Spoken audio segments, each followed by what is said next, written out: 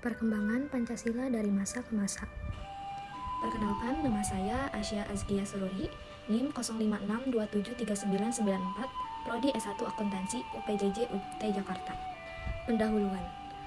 Di video kali ini, saya akan membahas tentang perkembangan Pancasila dalam konteks sejarah dari masa ke masa, yaitu awal kemerdekaan, Orde Lama, Orde Baru, Reformasi sampai sekarang, dan pelajaran yang dapat kita ambil. Pada awal kemerdekaan, Pancasila dirumuskan melalui sidang BPUPKI Panitia 9 dan disahkan sebagai dasar negara pada 18 Agustus 1945 oleh PPKI. Pada periode ini, penerapan Pancasila sebagai dasar negara dan pandangan hidup menghadapi berbagai masalah, yaitu adanya upaya dan penyimpangan terhadap nilai-nilai Pancasila. Upaya tersebut diantaranya sebagai berikut. 1. Pemberontakan Partai Komunis Indonesia atau PKI yang terjadi di Madiun. Tujuannya, mendirikan negara Soviet Indonesia yang berideologi komunis. Yang kedua, pemberontakan Darul Islam atau Tentara Islam. Tujuannya, menggantikan Pancasila sebagai dasar negara dengan syariat Islam. Yang ketiga, pemberontakan Republik Maluku Selatan atau RMS. Tujuannya, membentuk negara sendiri yang didirikan pada 25 April 1950. Yang keempat, pemberontakan Pemerintah Revolusioner Republik Indonesia atau Perjuangan Rakyat Semesta.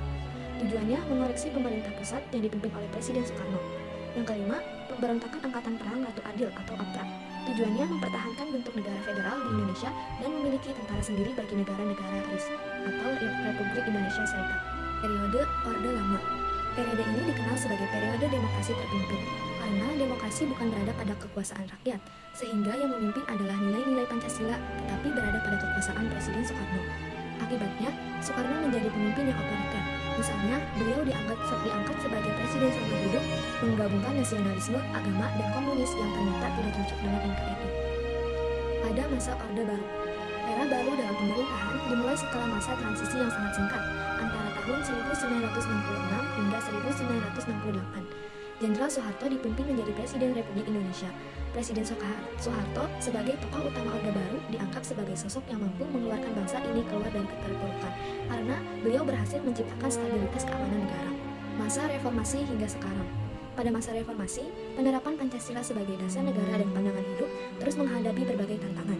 Penerapan Pancasila tidak lagi dihadapkan dengan ancaman pemberontakan yang ingin mengganti Pancasila dengan ideologi lain, akan tetapi lebih dihadapkan pada posisi kehidupan masyarakat.